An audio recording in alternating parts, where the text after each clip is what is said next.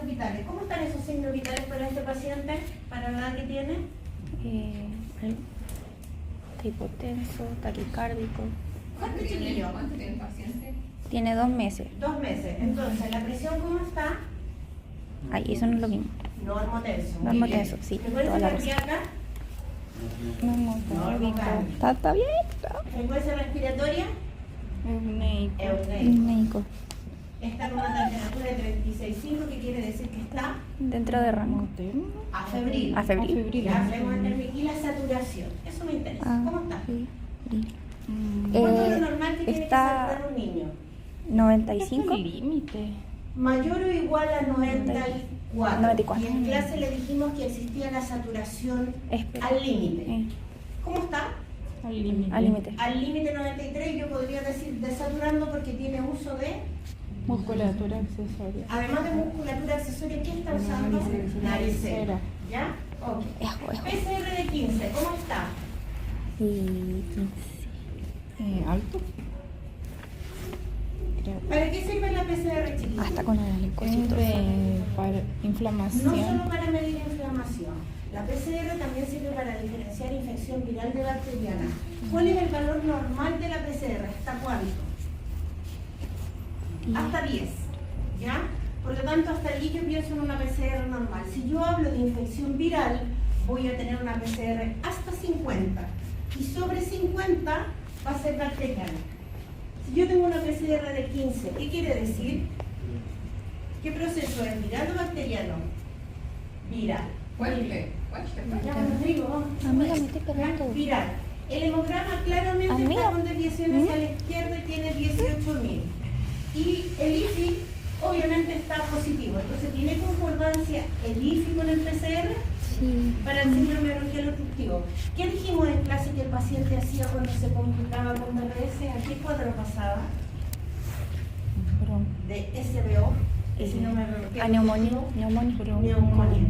De ahí nos van a cambiar los parámetros, pero va a seguir siendo viral, porque vamos a poder tener, por ejemplo, radiografía compatible con Pues igual está con el eco. neumonía, y la PCR puede que llegue a 50. Y va a tener una neumonía, porque una neumonía es la PCR sobre 400. ¿Ya? Pero en el caso de que sea viral, vamos a tenerla en viral, pero vamos a tener cursando una neumonía porque es complicación del DRS. Hasta ahí vamos bien. ¿Cómo están esos gases?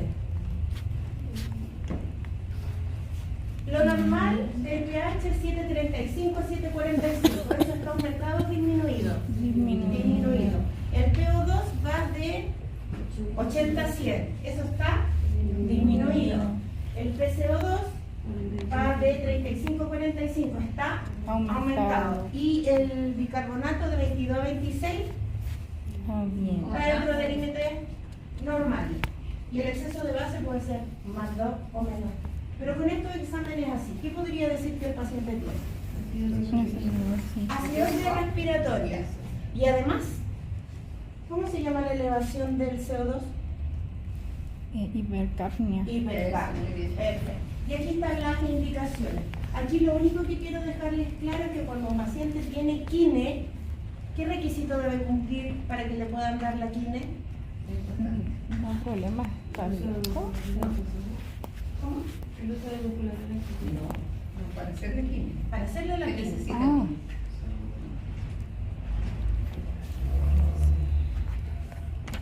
Cuando yo le realizo quine a un paciente, ¿qué hago? ¿Presiono o no? Sí. ¿Qué requisito debe cumplir pensando en eso? Que yo lo voy a presionar. Porque tiene riesgo de hacer una broncoaspiración. El paciente tiene que tener ayuno. Si no tiene ayuno, yo no le puedo hacer quine. Porque en el fondo tenía un SBO, yo le voy a hacer la quine, o el quine le va a hacer la quine, va a vomitar, va a broncoaspirar y lo vamos a dejar con una bronconeumonía por aspiración, porque no cumplía el requisito de ayuno. ¿Ya? Aquí la profe vamos a empezar con las necesidades. Vamos con la necesidad. ¿Qué necesidades se analizó recién estarían alteradas? Insatisfecha primero. Insatisfecha. ¿Cuál es? Vamos con la primera, respirar normalmente. Oye. ¿Ya? 1 litro. ¿Sí? Y tiene retracción Reacción intercostal. intercostal. Migración intercostal y más. Tiene Presenta estertores. sectores en ambos campos pulmonares. La protección intercostal y subcostal, ¿cierto? Pasa a 93 mililitros, ¿cierto? ¿Y qué más tenía alterado? Los gases, ¿cierto? Que dijeron que tenían una hipercapnia, respiratoria. ¿Sí? Hola, ¿cómo estamos? Ya, después comer y beber adecuadamente, ¿cómo está? ¿Qué decía Que había la comido. Victoria? Regular tolerancia, ¿cierto? Pero ahí quedamos, Andrea, que estaba con 120 No, pero estaba bien, lo que Sí. pasa es que ahí fue un error de la profe. Entonces está Porque en satisfecha. el fondo dice que estaba comiendo regular, entonces yo Ah, lo único bueno. que le puse está la satisfecha, pero eso está satisfecha. Satisfecha. Por eso regular la tolerancia. Regular tolerancia. ¿Ya? Y después viene el milagro de sexo corporal. ¿Por qué puede estar alterado? En sectores, ¿cierto? Hay secreciones, ¿cierto? Ya. Y después vamos a mover y mantener posturas adecuadas. ¿Está satisfecho o insatisfecho? Lo dejamos como satisfecho.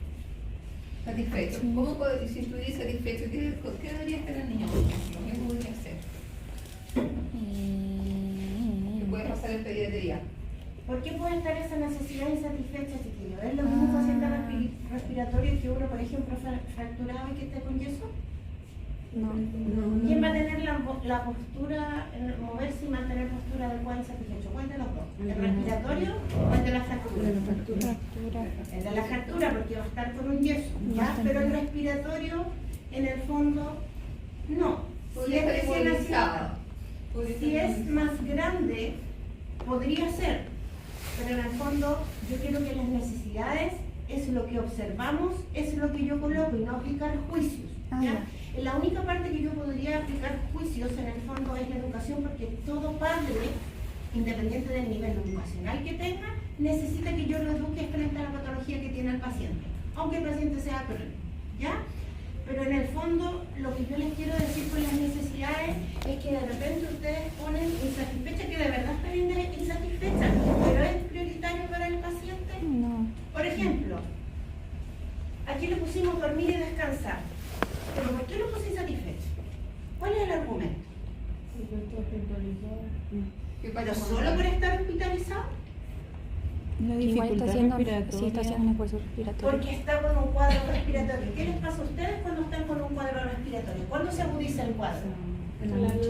En la noche. ¿Duermen bien? Ay, Por lo tanto, Ya, entonces. el paciente que es más pequeño y tiene su sistema inmunitario más debilitado, va a estar insatisfecho. ¿Ya? Yo me he hospitalizado un montón de veces. Ustedes saben que yo soy una caja Pandora, me operan todas las veces, donde mejor duermo en el hospital. Por lo tanto, ahí mi necesidad no está insatisfecha. Ven que en el fondo va como adosado al paciente y a la patología Al cuadro. que tiene, al cuadro. ¿Ya? Y aquí les quiero hacer una pregunta, disculpen. Sí. Mantener la higiene corporal que equivale a integridad de la piel. Si Sí. yo al paciente le hubiera puesto una vía venosa, ¿dónde va la vía venosa? ¿En necesidad insatisfecha? Está con una vía venosa el paciente. Un catéter, una vía venosa. mantener higiene corporal. ¿Solo ahí? No, y ¿Dónde más va? ¿Qué riesgo tiene el paciente? No puede ser como los peligros del entorno. Va en peligro del entorno, porque aquí va porque hay pérdida de continuidad de la piel, ay, ¿ya? Pero también va en dar peligro del entorno por vías de desfibrilidad. Si el paciente tiene una vía venosa, va en 2.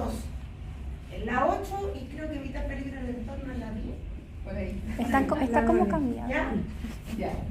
Entonces, como bien decía Andrea, si el paciente está con una vía venosa, Entonces- o de repente otra paciente con catéter cautequiano, puede estar alterada la dolorosa, mantener higiene corporal que tiene que ver con la integridad de la piel. Profe, le ponemos solamente como riesgo, ¿cierto? Cuando respondemos. Mira, ahí vamos a ver evitar peligro del entorno como Ay, ¿ya? Porque miren ahí, dice evitar peligro del entorno y pusimos nosotros como equipo docente proceso viral por DRS, riesgo de caída y riesgo de LPP alto. ¿Por qué por el proceso viral? ¿Por qué lo pongo ahí? ¿Qué riesgo tiene el paciente que tiene un SBO por DRS? ¿Qué le puede pasar? ¿Qué neumonía. complicación? Neumonía. ¿Qué complicación puede tener el paciente? Neumonía. Y por neumonía, en el fondo lo pongo en evitar peligro del entorno, por el riesgo de Ahora puse riesgo de caída, ya todo paciente que está hospitalizado tiene riesgo de caída y eso va ahí. Pero al ser ya pediátrico ya tiene riesgo de caída porque hay que estar todo el rato con él. No contaría así. Todo paciente, y yo no lo encapsulo solo a los pediatras, todo paciente tiene riesgo de caída. Todo paciente que está hospitalizado, sea adulto, persona mayor, niño, todo paciente tiene riesgo. Lo que pasa es que el riesgo es alto, mediano, bajo. En el pediátrico, menos edad, y en la persona mayor, mientras más edad, más alto. Entonces aquí tenemos un riesgo alto de caída. ¿Ya? Ahora, pusimos riesgo de LPP alto. ¿Por qué? ¿Cuál es el fundamento de eso? Si el paciente está con naricera. Claro. Claro, se sabe que el uso de la naricera, si es que no se moviliza, puede producir lesiones posteriores porque se coloca en una televisión, tiene que ser porque puede colocar cinta adhesiva, por ejemplo, para fijarlo. La misma cinta adhesiva va haciendo presión en las mejillas, en la misma nariz. También si es que el fluido es demasiado fuerte, el mismo oxígeno puede producir algunas lesiones. Claro, el mismo flujo. Claro. Por lo tanto, tenemos riesgo de irritar la mucosa y tenemos riesgo de lesiones por presión. Por lo tanto, ¿es un riesgo? Sí. ¿Es un riesgo alto? También. ¿Ok? Sí, hoy día hay que agregar que se están considerando bastante el MP por dispositivo, o sea, por una vía venosa. Y eso actualmente se llama MARSI, que es una sigla en inglés, que son lesiones por presión por dispositivo o por placa adhesiva, no voy a decir. Ya, imaginemos valores y creencias que podemos poner ahí como comunicación con los demás. ¿Qué pasa con la relación entre la mamá y la abuela? ¿Ya? Y que Y la la capacidad capacidad de de los somos la abuela, ¿cierto? Y la mamá no se comunica mucho, ¿cierto? Y se encuentra bastante la abuela. Se encuentra instante desde el embarazo. Hay obviamente una comunicación, ¿cierto?, ineficaz entre la madre y la abuela. Entonces, es importante seguir ver el tema del binomio que era bastante el binomio, esta relación, ¿cómo está? Este sería un binomio, ¿cierto? Porque está la abuela, la madre y el niño. Valores y creencias, como reforzó Andrea, que le podríamos poner, si no está dentro de la descripción del caso no observado. No aplica, no es bueno. Hay que ponerle no observado, no se observa. Y no me gusta ponerle no aplica, siento que estamos. Y si de repente no se, claro, y si de repente no se lo preguntamos, tampoco puede ser que lo veamos, entonces no lo observamos. Y autorrealización, que lo podríamos colocar ahí, está descrito algo, ¿no es cierto? No observado. Y ocio de recreo, no observado. Ya, y aprender a descubrir o satisfacer la curiosidad. Tampoco Bien. ¿Cómo No es está el- observado, ¿cierto? No. Pero yo les hice una aseveración. Todo paciente o todo familiar, recuerden el acompañante, que está con un niño con una patología X necesita ser educado, ¿sí o no? Sí. Entonces yo pongo aquí clarito, no está manifestado por la madre ni por la abuela, pero es necesario de realizar. ¿Ya? Eso es un punto que es súper importante. Y aquí en la autorrealización, ocio y recreo, también lo vemos por el binomio y por el paciente. Este paciente tiene 2 meses, su ocio y recreo va a estar en el fondo insatisfecho. Podríamos decir que no. Y aquí yo voy a aplicar como el que ustedes le pasen, no quiero que les pase la prueba. Si no está descrito, pónganlo observado. Porque yo sé que la mamá si va al colegio y el niño lo hospitalizan y él se tiene que quedar, ¿qué pasa con la autorrealización? ¿Está insatisfecho, no? Sí. O si la abuela ya no tiene que estar en su casa y tiene que quedarse con el niño hospitalizado, ¿cómo está su autorrealización? Insatisfecho. ¿Ya? Pero esas necesidades, si no están dentro del caso, que no gasten el tiempo pensando o tratando de conjeturar algo que no está. ¿Ya? En pediatría somos como bien concretas cuando ponemos esto ahora. Distinto es cuando cuando estamos en práctica. Porque en práctica uno tiene más tiempo de recabar información. Y yo recabo en el fondo, le pregunto a la mamá todo lo necesario para yo tener una buena valoración de las necesidades insatisfechas. ¿Ya? pero esta siempre va. Y esto no es aplicar un juicio, sino que nosotros sabemos que independiente del nivel educacional que tengan los tutores, padres o demás, siempre van a tener una necesidad de educación. ¿Ya? Hasta ahí, chiquillos. ¿Dudas, consultas? No, pero con la voz. Sí. Según lo que vimos de la necesidad de insatisfecha, ¿cuáles podrían ser nuestros problemas de emprendimiento? Díganlo en sus palabras. ¿Cuáles son los problemas que tienen? Ya, eso es pensando en las necesidades. Eso no es un problema, es decir, que respirar normalmente está insatisfecho. Pero díganlo, ¿cuál es el problema que tiene el paciente? En términos simples. La bronquitis. El deterioro del patrón respiratorio es como un diagnóstico. Eso es tan bonito, pero como El problema sería demasiado bien elaborado, pero ustedes cómo lo dirían. ¿Cómo? El problema sería la bronquitis. No, porque es un diagnóstico Diagnóstico médico. médico. ¿Pero qué está utilizando el paciente para respirar? Ahí es eso. ¿Reactivación accesoria? No. Uso de musculatura accesoria. ¿Eso es un problema? Sí. ¿Qué otro problema tiene el paciente? Tiene estertores. ¿Qué quiere decir? Perdón, dígame. No la escuchamos tampoco. Acumulación de secreción, ¿ok? ¿Qué otro, pensamos en el binomio, qué otro problema ustedes ven? Díganlo con la razón. Ya, ahí aplicar un juicio de valor, porque el caso nos dice que hay desapego. Lo único que dice es que la mamá nos puede preguntar y si alguien se tenía que quedar, y la abuela en el fondo es la que daba la información, pero ellas dos tenían problemas, entonces ahí aplicar juicio y decir a lo mejor la abuela no la dejó hablar. Solo es que mantiene el distancia. ¿Qué otro problema grave hay ahí? La desaturación. ¿Cómo? La desaturación, ¿o no? Ya, de saturación, pero del binomio. La falta de comunicación. ¿Ya? Esos son como los problemas. Recuerden que los problemas de enfermería nosotros siempre lo decimos en un idioma simple. Ahora se van a dar cuenta que nosotros acá lo decimos bien adornado. Ya más técnico. Déficit de oxigenación y disminución de la eliminación de dióxido de carbono. Inspiración y expiración no proporcionan una ventilación adecuada. Y limitación del cuidado primario está demasiado bonito para dar respuesta a las necesidades en este caso que sería la madre. El funcionamiento familiar que fracasa es integrante entre la abuela y la madre. El déficit de oxigenación y disminución de la eliminación del dióxido de carbono. ¿Qué tiene que ver? ¿Con la desaturación?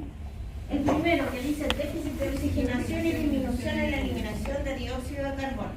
¿Qué puedo yo decir de ese paciente? ¿Qué tiene? Intercambio ¿Con qué está? ¿Con qué está? ¿Con la mentira? No.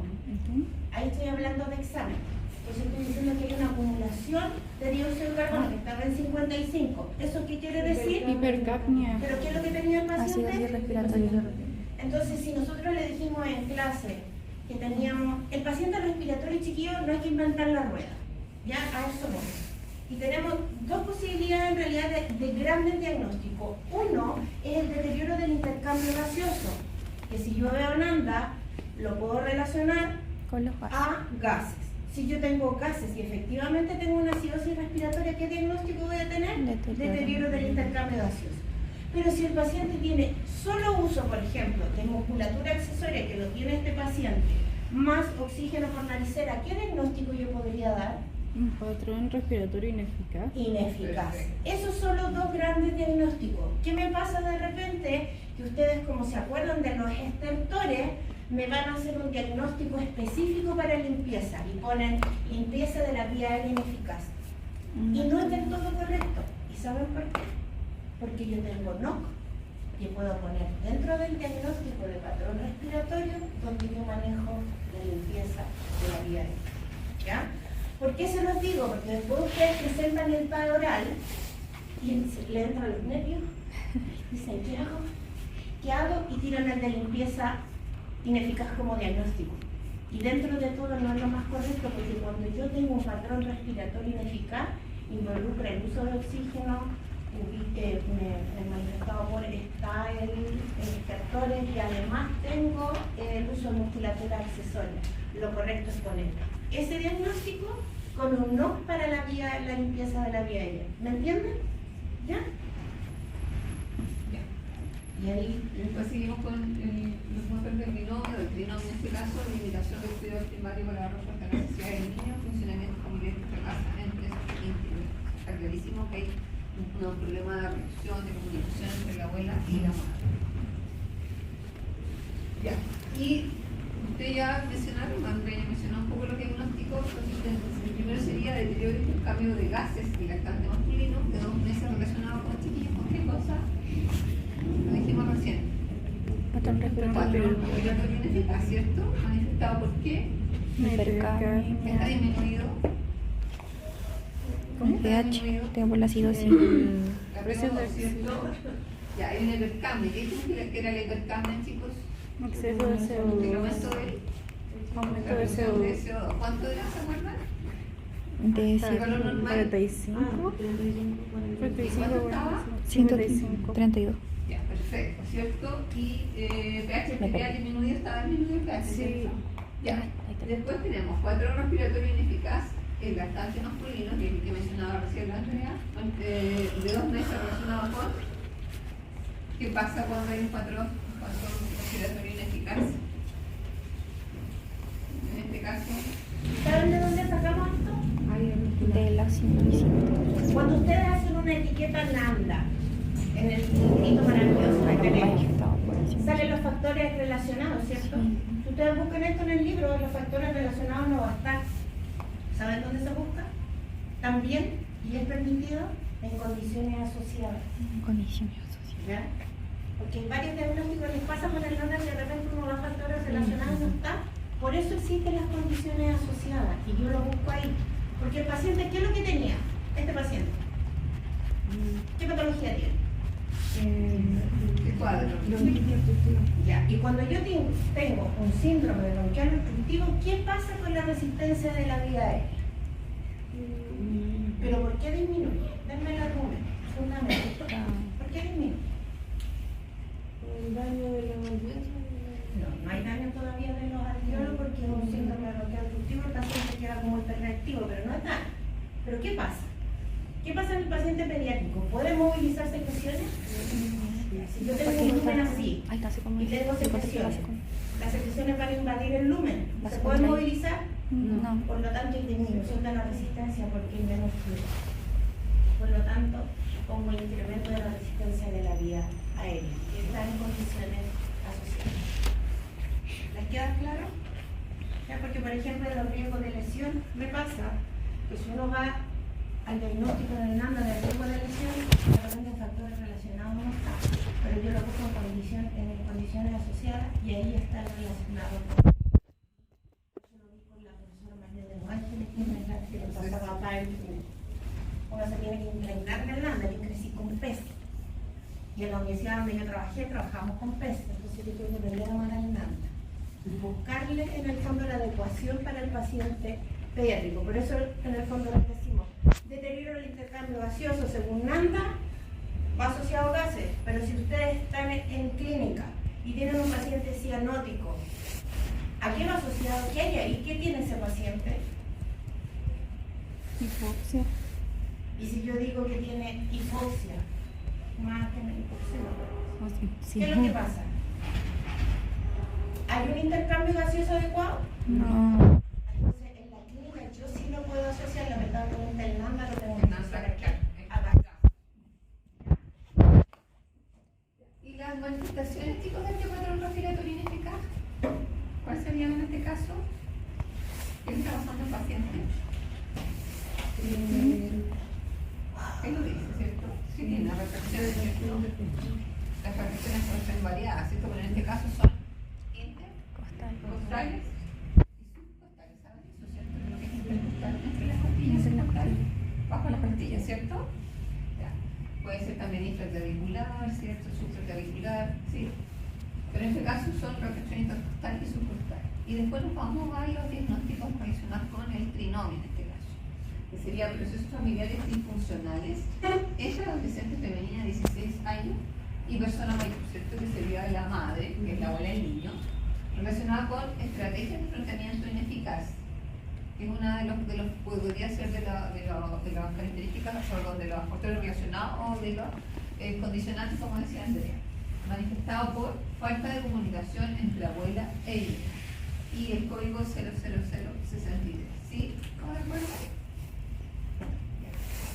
Y después tendríamos el deterioro parental en adolescente femenina de 16 años, madre, relacionada con alteración parental manifestada por disposición inadecuada para el cuidado del niño, cambio de rol. O sea, ¿quién está asumiendo el rol ahí? La abuela. La abuela. ¿Sí? Ya. Vamos. Ahora, el no. ¿Podría ser este el no? Sí. ¿Sí? Uno de los no relacionados con qué diagnóstico? Con el intercambio gaseoso. Deterioro de intercambio gaseoso. Deterioro de intercambio gaseoso, ¿cierto? Entonces, estado respiratorio, intercambio gaseoso, el indicador, tendríamos, ¿cierto? Presión parcial de oxígeno en la sangre, presión parcial de CO2, pH arterial y saturación de oxígeno. ¿Y cómo lo teníamos desviación? ¿En qué rango más o menos? Estaba desviado en este momento, en el caso, estaban alterados todos, ¿cierto? Desviación moderada del rango normal, ¿sí? Moderada. ¿Y qué queremos lograr? En 6 horas, ¿cierto, Andrea? En 6 horas. Sí. ¿Qué queremos lograr en 6 horas? Que vuelva a la normalidad. Pregunta del millón, perdón. Eso. ¿Estos parámetros yo los puedo modificar en tiempos pequeños? No. No. Entonces, ¿yo por qué les hago este comentario? Porque nosotros como estudiantes o futuros enfermeros tratamos de dejar todo en el ideal. En clases vimos que los pacientes que sufren síndrome bronquial obstructivo no pasan los síntomas al tiro, ¿cierto? Quedan con síntomas residuales. Por lo tanto, de estos, ¿qué yo debería modificar y dejarlo aquí, sin desviación del rango normal, de estos 4, que sea coherente con el tiempo? ¿Qué yo quiero que el paciente regule? Más rápido que los demás en la saturación. ¿Sí? Esto yo lo puedo manejar en 1 hora, 2 horas, 3 horas, 4 horas. La verdad que le doy un plazo de 6 horas por la inmadurez del sistema respiratorio del niño. ¿Ya? Y eso es un tiempo real. Pero la saturación yo pretendo en el fondo que se recupere pronto. Y eso debería ser como dentro de la hora. Ese sería uno de los únicos parámetros que yo debería dejar en sin desviación del rango normal. Ahora, por ejemplo, si yo les digo un no para educar, ¿qué tiempo le darían ustedes para educar al familiar? ¿Cuánto tiempo? ¿Cuál sería lo más correcto? Y lo más acotado a la realidad. 15 minutos.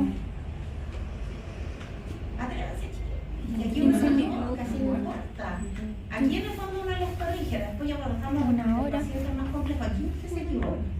Y la persona pone el cara de... No. 15 minutos. Durante la hospitalización. Ay, 15 no. minutos. ¿Usted en 15 minutos puede educar a una mamá? No, yo la No sé. Una hora. 1 ¿Qué hora. onda más? ¿Qué onda menos? ¿Qué Yo sería me lo dije coherente? durante la hospitalización de la... En cuanto le pasamos la teoría nosotros a ustedes, antes de ir a practicar. Como 3 meses. 3 meses, un semestre. No. 5 años. Estamos 6 meses aquí más o menos, 6 4 meses. meses antes de que pasen a la 3, 4. práctica clínica. Y aparte de eso le hacemos reforzamiento con semana de prepráctica. Entonces, ¿la mamá en 15 minutos o 1 hora logrará retener todo lo que yo quiero? No. Durante Por la... lo tanto, lo ideal es durante la hospitalización. Y yo uso tiempo de diario para educar a la mamá. Piensen que la mamá no está tranquila. Yo soy mamá y tuve a mi hijo mayor en la UTI. Créanme que en las conversaciones con la enfermera me acordaré, bueno, ya Algunas pasaba todo, cosas. pero me habría acordado un 2%. Mm. Y además uno más a la beca, digo yo, porque uno es enfermera, entonces siempre se imagina lo peor. ¿Ya? Entonces Entonces, pasa lo peor. siempre va a pasar lo que soy como mi hija. Mi hija también, yo tengo que ir por cualquier pero entonces va a morir antes. Por lo tanto, durante la hospitalización eso es lo correcto. Ahora, si yo les pongo un ejemplo, yo tengo un paciente con dolor. ¿En cuánto tiempo manejo el dolor? ¿Cuánto sería lo correcto? Un EVA 7 de 10. Según la farmacología. 1 hora. Eso sería lo correcto porque es 1 hora donde yo vuelvo a reevaluar, porque yo utilizo generalmente paracetamol. ¿Ya? ¿Y la fiebre? Si tengo un paciente con 38.5, ¿cuánto tiempo lo manejo? También 1 hora, porque el paciente pediátrico, ¿qué riesgo tiene? Si tiene temperatura muy alta y yo no lo bajo, convulsionar. ¿Ya? Ahora, les voy a poner otro ejemplo porque yo trato de aplicar al tiro. Si yo tengo, porque a veces yo tengo que elegir el diagnóstico prioritario, ¿cierto? Y si yo les pongo el mismo paciente,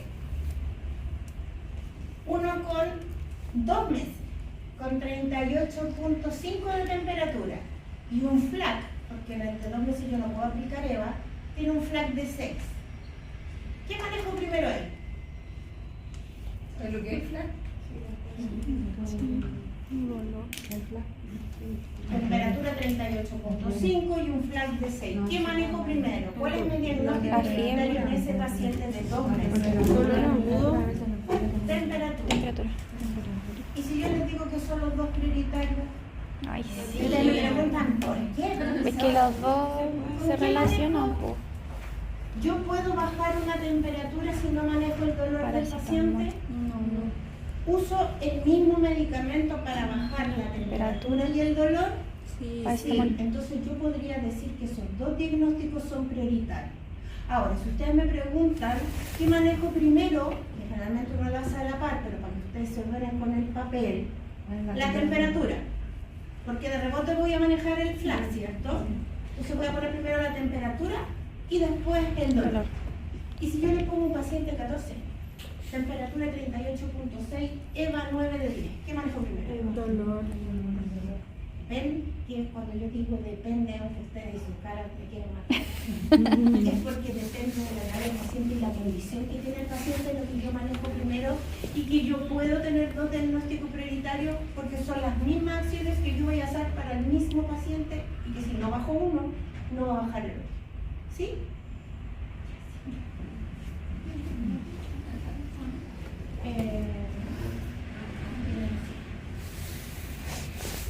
Vienen las actividades, ¿cierto? Manejo de equilibrio ácido básico, ácido respiratorio, ¿cierto? Por eso las actividades tenemos que mantener la vía aérea, tiene que ser continuo, ¿sí? Porque esa es nuestra intención, que el paciente mantenga continuamente la vía pulmonar para que obviamente pueda respirar bien. 2, monitorizar el patrón respiratorio cada 4 horas. Y lo que se solía en la hospitalización son cada 4 horas los pacientes respiratorios, a no ser que el paciente se pudiera descompensar y hacer un control cada 2 horas. ¿Quiénes son los responsables? En este caso serían ustedes, ¿cierto? Los estudiantes de cuarto año de enfermería y los TECs. 3, obtener muestras para análisis de laboratorio. Es importante acá, dice PRN, ¿saben lo que es PRN? Para el paciente que necesita. Claro, el caso necesario para el paciente, ¿cierto? Eso significa PRN. Y los responsables también serían el estudiante de enfermería del cuarto, que es el que tomaría en esos casos que podrían tomar los gases, ¿cierto? Podrían repetir el examen de los gases arteriales cilíndricos se los pide. Y monitorización de los signos y síntomas de hipercapnia, que serían cuáles, chiquillos. Cuando un paciente tiene hipercapnia, un aumento de la CO2, confusión, letargia, ¿cierto? Esos son como los signos característicos, somnolencia, vómitos, náuseas. También estudiantes de enfermería y administrar broncodilatadores según indicación. ¿Qué broncodilatadores conocen ustedes? Bromuro de Bromuro de patróquio. patrón. El paciente tenía salbutamol y si tiene taquicardia, ¿puedo administrar salbutamol? No, porque el salbutamol es de- ¿Y cuál sería el fármaco elección? El Bromuro de patróquio. El bromuro de hipatónico. No se preocupe que yo me enredo igual. Ya, por lo tanto, si el paciente está taquicárdico, no vamos a colocar salbutamol y vamos a colocar bromuro de hipatónico. Espérame un poquito que se me Sí. olvidó. Pues si se me acelera, chico, parece que no les toca clase con él, así que pido disculpas. Si yo tengo 2 pacientes, voy a poner un ejemplo, de 2 meses, los dos con 1 litro de oxígeno. Uno está con retracciones subcostales e intercostales y el otro está con respiración superficial. ¿Cuál de los dos está más grave? El de la 2 meses, 1 litro, respiración superficial y el otro tiene retracciones intercostales y subcostales. ¿Quién se me va a descompensar primero? respiración superficial. El de la respiración superficial, ¿por qué? Porque Esa cuestión. estamos explicados, ¿no? Que puede aumentar la Pero ¿cuál es el fundamento de peso? Yo sé que está más agitado, pero yo le pregunto como estudiante de cuarto año de enfermería, ¿por qué ese paciente se va a descompensar antes? ¿Qué está haciendo? Acumulación de CO2, eso es hipercapnia. Y la hipercapnia va a hacer que el paciente caiga en caso grave a somnolencia. Y además, el paciente no tiene intercambio gaseoso. Siempre acuérdense que los pacientes que tienen retracciones intercostales, subcostales, retrointernales, subclavicular, cualquiera de ellas, es el último intento del cuerpo de hacer intercambio gaseoso. Malo, pero está tratando de hacer porque empuja la cavidad torácica para hacer intercambio gaseoso. Si yo tengo respiración superficial, ¿hay intercambio gaseoso? No. Y el paciente se va a cansar. Imagínense ustedes subiendo al 5º piso sin ascensor. Cuando el ascensor está mal, ¿cómo llegar arriba? Yo no alcanzo a llegar al 5º, llego al 2º, y lo confieso. Y ahí estoy. No, 3º. No estoy tan mal. 3º. Ustedes llegan al 5º con el lenguaje coloquial, con la lengua afuera. ¿Sí o no? Mal. El paciente pediátrico tolerará una hora respirar así, entonces se nos va a descompensar. Entonces siempre tengan esas cosas en mente, para que después cuando uno va a la clínica, afine el ojo clínico para ver en qué paciente yo me tengo que centrar. Recuerden que los pacientes pediátricos son una hora, pero la persona no caja de Pandora. Entonces uno los ve en la mañana, estaban súper bien, los mira 20 minutos después y ya no están tan bien. Entonces uno tiene que ir viendo en quién me tengo que dedicar más que el otro, no dejar al otro paciente de lado, sino que a este paciente que corre el riesgo de descompensar, dejarle las acciones de enfermería más cercanas, de estar más visualizando. ¿Ya? Sí. Hay otras actividades de monitorización respiratoria. ¿Cuál podría ser? ¿Qué tenemos que hacer nosotros? ¿Qué se refiere a monitorización? ¿Ah? Estar observando un paciente. ¿Cómo lo podemos observar? Ahí dice, ¿cierto? Fijar la frecuencia, el ritmo, profundidad y esfuerzo de las respiraciones cada 4 horas y PRN, en caso que lo necesite. Todo esto es que considerar. No solo el número de respiraciones, sino la profundidad, ¿cierto? El ritmo, el esfuerzo que está usando el paciente. Y el horario también sería 10, 14, 18, 22, 02, 6. Cada 4 horas que también habitualmente se hace cuando el paciente está hospitalizado o cada hora según necesidad. Después, evaluar el movimiento torácico observando simetría, importante simetría, ¿cierto? Utilización del músculo accesorio, hay reducciones intercostales o subcostales, cada 4 horas y PRN. Y la tercera, bueno, los responsables van a ser usted, el conjunto obviamente de un interlocutor, más el test. 3. Aplicar sensores de oxígeno no invasivos siguiendo las normas del centro y según este indicado. ¿Qué son los sensores de oxígeno? Sensores de oxígeno. El saturómetro. Los saturómetros, ¿cierto? Que van a encontrar variados, que son saturómetros que son para recién nacidos, que son para pacientes pediátricos más grandes. Y observar los cambios en saturometría, CO2 y valores de gasometría en caso que el paciente necesite. ¿Sí? ¿Estamos bien con la actividad? ¿Con los links? ¿Sí? ¿Alguna duda al respecto? No sé si quieres agregar algo más. ¿No? ¿Algo más? 10 al 22. Y no sé si quieres modificar tú así de que no, va a ser lo mismo, ¿cierto? Sí, es mismo, es que no. Sí, Hay la evaluación. En el fondo es lo que decía Pagaría en la pregunta cardiazo como digo yo, y dejé todo normal. Pero ¿qué les acabo de enseñar? Que no todo queda en la normalidad. Entonces yo debería solo dejar la saturación de oxígeno aquí, en 100 desviación, y lo otro en leve desviación. Y es netamente porque yo no sé cómo el paciente va a responder. Y yo le tengo que dar por lo menos 6 horas. ¿Ya? Eso quiero que en el fondo les quede claro, que los tiempos sean atingentes. Porque uno de repente tiende y trata de ser superhéroe, y a uno le pasa, porque yo también estudié, y uno pone tiempos o demasiado cortos o demasiado largos. Es como si en el dolor me hubieran dicho, lo voy a manejar en 4 horas. Como si yo le devuelvo la pregunta al estudiante y le digo, ¿usted podría estar con omega 8 de 10, 4 horas? Y automáticamente el estudiante, ¿qué me dice? No. Y yo le digo, ¿por qué el paciente sí? ¿Por qué al paciente le torturamos? Porque eso es. Y al final se nos va a descompensar de otras cosas. ¿Ya? Y lo otro es que uno no controla los gases al tiro. O sea, uno no toma el examen al tiro, lo toma adecuado después. O sea, no es la indicación del examen para repetir el examen de gases, no es inmediato.